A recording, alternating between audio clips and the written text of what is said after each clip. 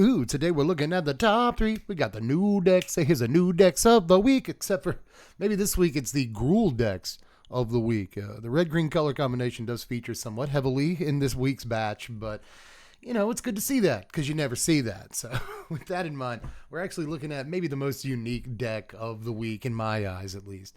And that is Gruul Onslaught, we're calling it, by Cave Dan, which is a good name. Went 5-0 in League, which isn't necessarily the most amazing result that we'll look at this week. The other two decks are decks that did fairly well in challenges. But I'll take a 5-0 when it's cool. This is a really cool deck. So this thing uses Devastating Onslaught as a 4-of, you may notice down there. And this is a card that a few people turned their eye towards during Edge of Eternities previous season. A lot of us thought it looked a bit like a mono-red version of a Doppelgang, even though it's not exactly Doppelgang. You can't copy anything. You can't copy a bunch of different things at the same time, right?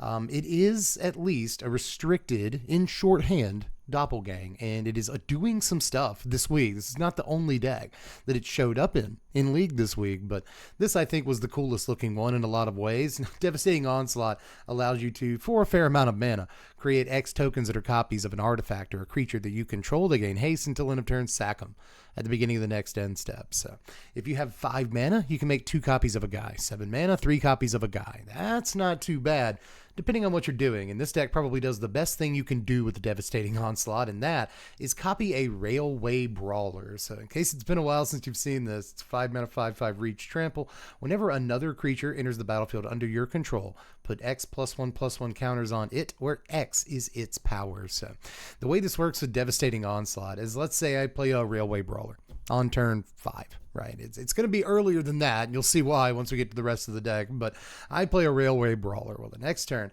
I can play a Devastating Onslaught for X = 2, right? That's 5 total mana.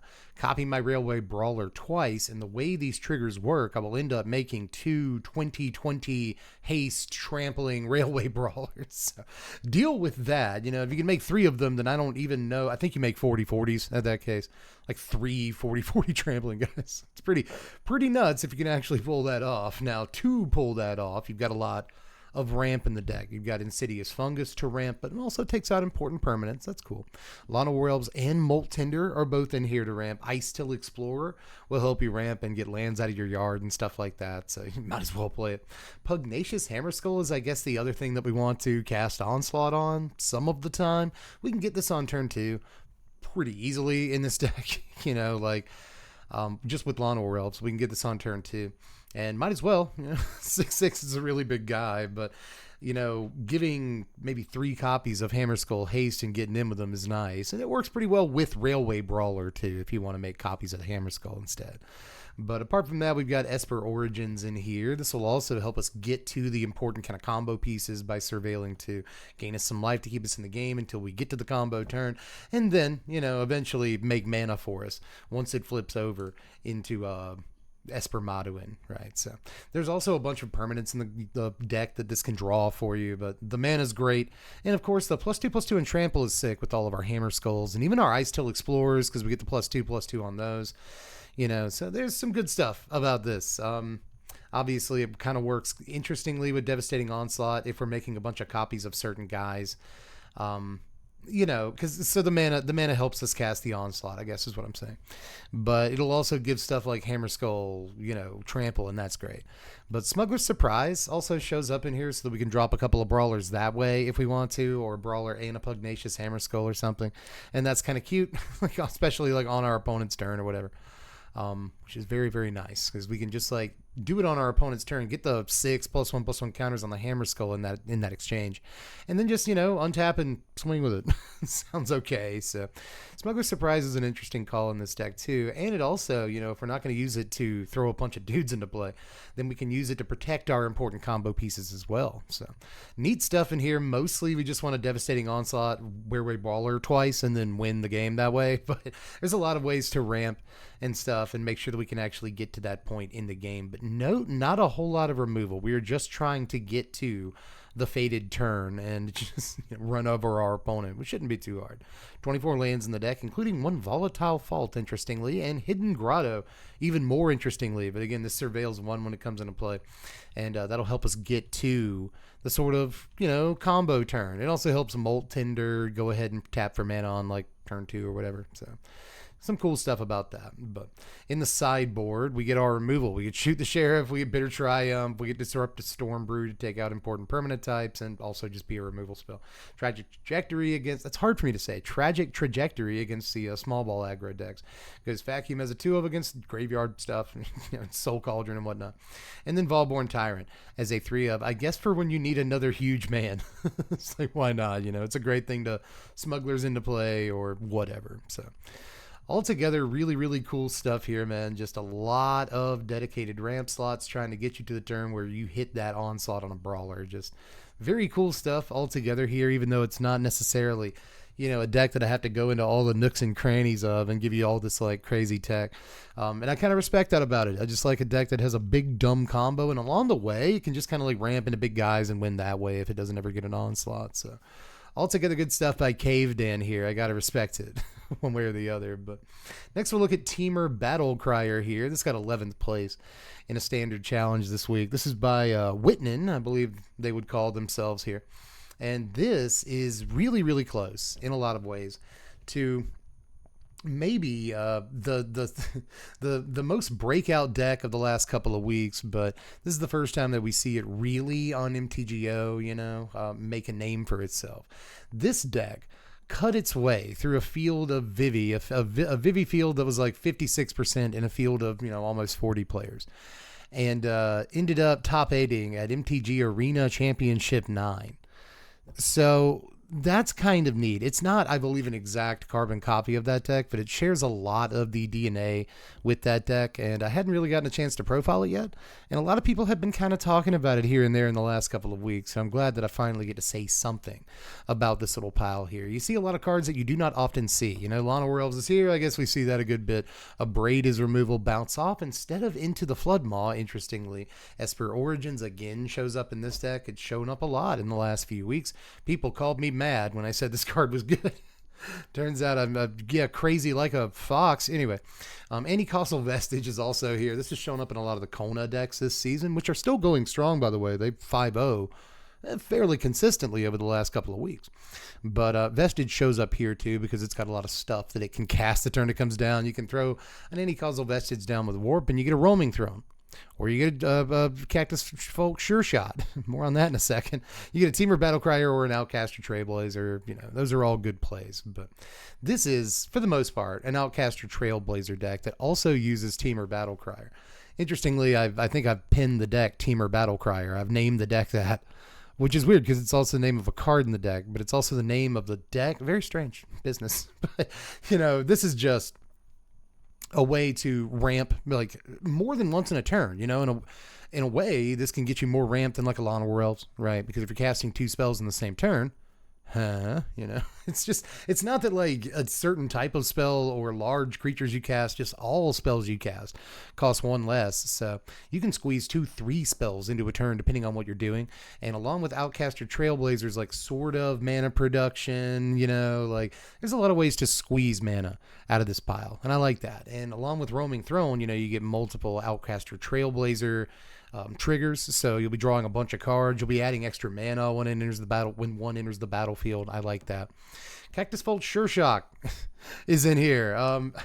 I think either me or Power Dragon, I can't remember which one it was, but when Outlaws came out, one of us said this card looked underrated, and now we see it show up again, just like smashing through a field of Vivis.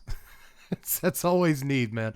A 4-mana 4/4 reach ward 2 at the beginning of combat on your turn. Other creatures you control power 4 or greater gain trample and haste until end of turn. So your Battle Criers, your Trailblazers, your Vestiges, your Dragonhawks, your Roaming Thrones, everything always gains haste and trample until end of turn, which is a great ability, especially on a 4/4 reach ward 2. For 4 mana, that's not a bad deal.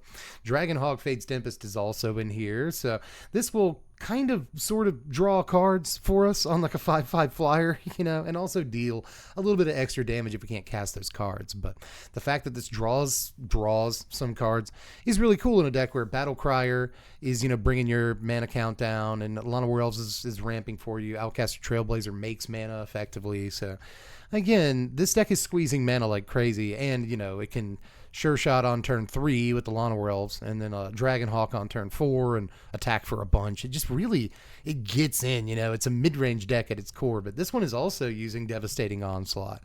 Interestingly enough, you can make a bunch of copies of Trailblazer. You can make a bunch of copies of Team or Battle Crier too and get a bunch of discounts on your spells.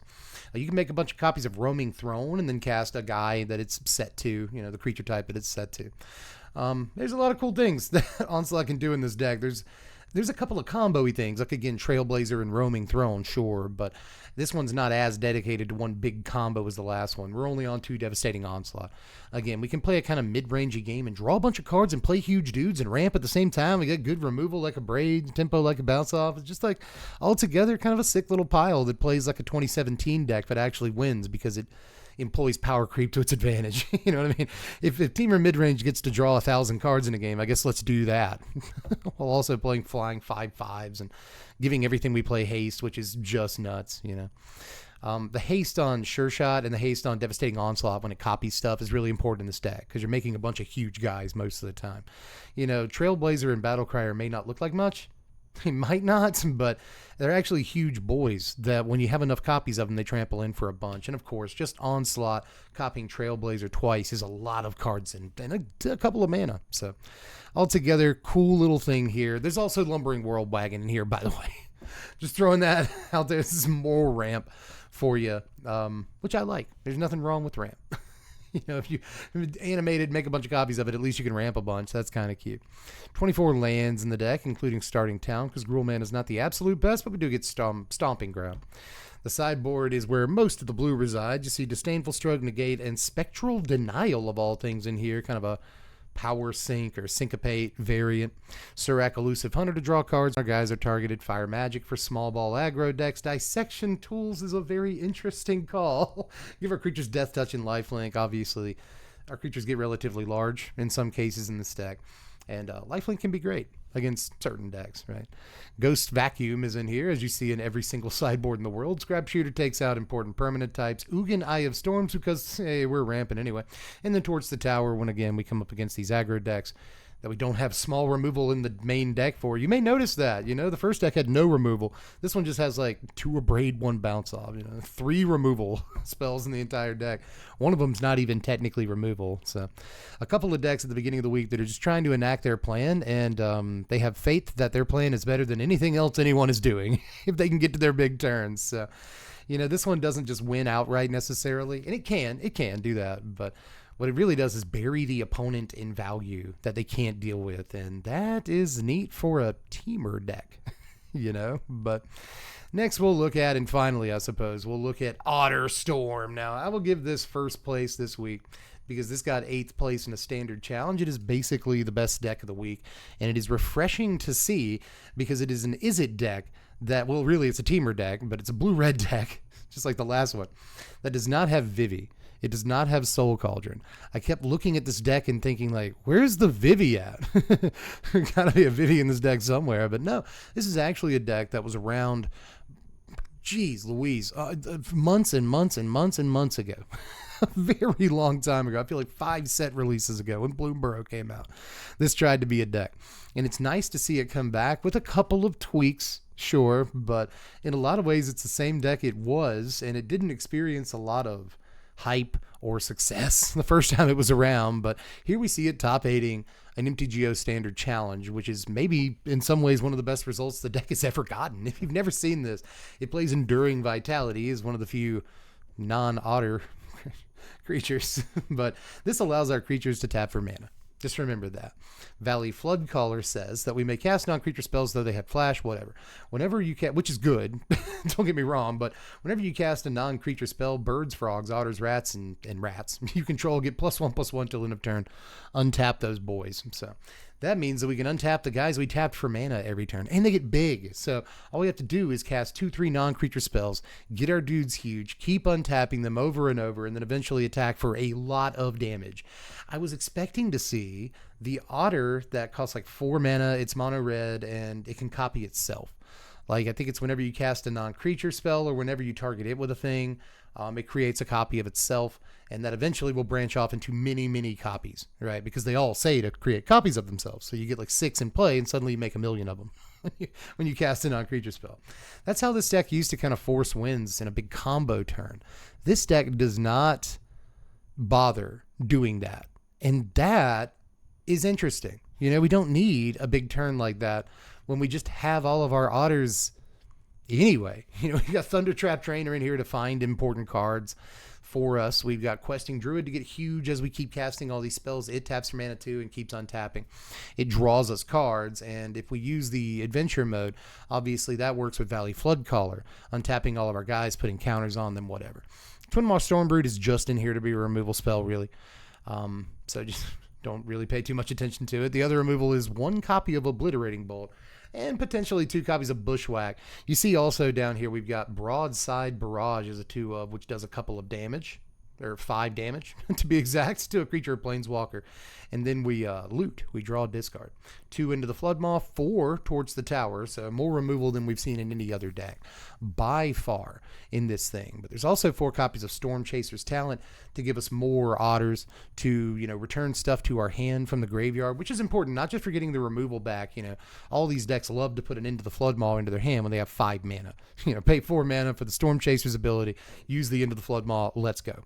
This deck does that too, because, you know, when it's got Valley Floodcaller and just like 1 or 2 other Otters, like a Storm Chaser's Talent Otter in play, then all it really has to do is like into the Floodmaw, Storm Chaser's Talent, into the Floodmaw, that's 2 guys back to your hand, attack for 10, you know. It doesn't seem like it's that easy, but it is that easy. The deck also, in order to play a bunch of spells in a turn, employs stuff like, again, the aforementioned Bushwhack. This is not just a removal spell. It also goes and gets a land, plays the land, plays something else, let's go, and Analyze the Pollen. Does very much the same thing, but if we can collect evidence, then we can go and get a creature card. If we can do that, we can go get Enduring Vitality, or we can get Valley Floodcaller, both key cards to the deck. But I haven't talked about the Ral, Crackling Wit, which is also a 2 of in here, another way of finishing the game off. We're casting a bunch of non-creature spells in a turn. That means Ral's getting a ton of loyalty, and obviously we can get to the ultimate in this deck, which is another way of winning. But draw 3, discard 2 is a very powerful mode, and just making a Storm Chaser's Talent Otter every turn is another way of kind of burying the opponent before it's all said and done. So really cool. The last thing I need to mention, I guess, is the Song of Totentants, which makes a bunch of haste rats. If you can make a bunch of haste rats, well, they tap for mana with Enduring Vitality in play. But if you've got Valley Floodcaller in play, you can tap them for mana, cast a non-creature spell, and then untap those rats. And they're a lot larger, so you can tap down all your guys to cast a huge Song of Totentants. Once you get those rats, you can tap the rats down to cast something else, which then untaps all your guys, the rats and the dudes that originally tapped to cast the song in the first place. And now you've got this huge team of dudes. So Song is maybe a key card in this deck for, again, these big combo turns, but it just doesn't need the 4 mana Otter that splits itself. Storm Splitter, something like that. But it doesn't need that Otter anymore. It just kind of plays a fair game of Magic. It also gets to squeeze very few lands into the deck because of Analyze the Pollen and Bushwhack. We get to play just 19 lands. What an insanely low land count. But with Starting Town, Stomping Ground, and Breeding Pool, River Pyreverts, these very powerful duels, you know, it gives us a good dual base. Also good Botanical Sanctum, by the way. But this good dual land base, while also having a fair number of basics we can fetch up when need be in the deck. So altogether, good mana base, even with just 19 lands. The sideboard consists of, you know, more of the same for the most part. Bounce Off, Broadside Barrage are both main deck cards. Into the Floodmaw as well. Negate is in here. A 4th copy of Valley Floodcaller. A 3rd copy of Ral, Crackling Wit, for the matchups where you want those more. Pick your poison in here. That's what we're picking to deal with these important creature types, or card types, rather. We see Fire Magic again. Pretty common card to see in boards. Pretty interesting, too, because we can tap all of our guys down, deal 3 damage to each creature, and it's entirely possible that we just blow away our opponent's board, but keep our guys, because we got a bunch of Prowess Otters that are getting +1/+1 counters. Obliterating Bolt is in here, just a 1-up to take stuff out. Fresh Start is an interesting one. It's not like Unable to Sleep or Witness Protection, but it's very similar to a card like that. But this one has Flash, so an extra mana.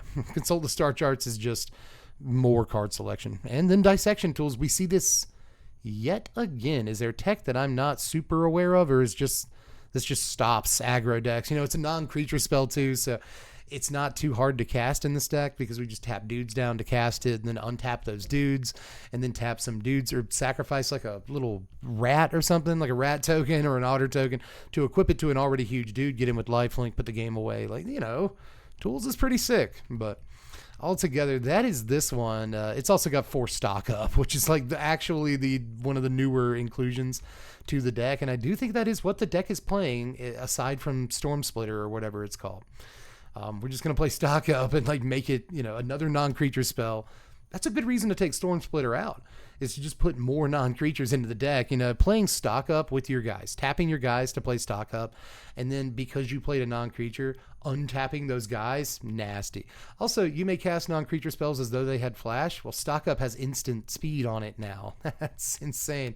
You know, during your opponent's turn, you can threaten to just cast like an Analyze the Pollen on their turn with a Valley Floodcaller out. Untap all your guys, put counters on them, block. That's pretty, you know, dangerous stuff right there. So really cool deck. Good to see Otters doing a thing again. I never thought I would. And again, it's good to see like a mostly like blue-red or blue, you know, blue-red oriented deck not play Vivi, not play Soul Cauldron, not resort to that, and do really interesting stuff. This is a very cool deck, and it always was. But good to have you back, old friend. But that is it for this week's cool decks. I hope we get some more next week. We are barreling towards Spider-Man preview season. We don't have more than a couple of weeks left in this season, but that's plenty of time to get more cool decks. So join me again next week, everybody. Do the YouTube stuff on your way out, and that is about all ski Kowalski. I'm Deb from The Place. Thanks for watching, Wizards. Spread love and be kind.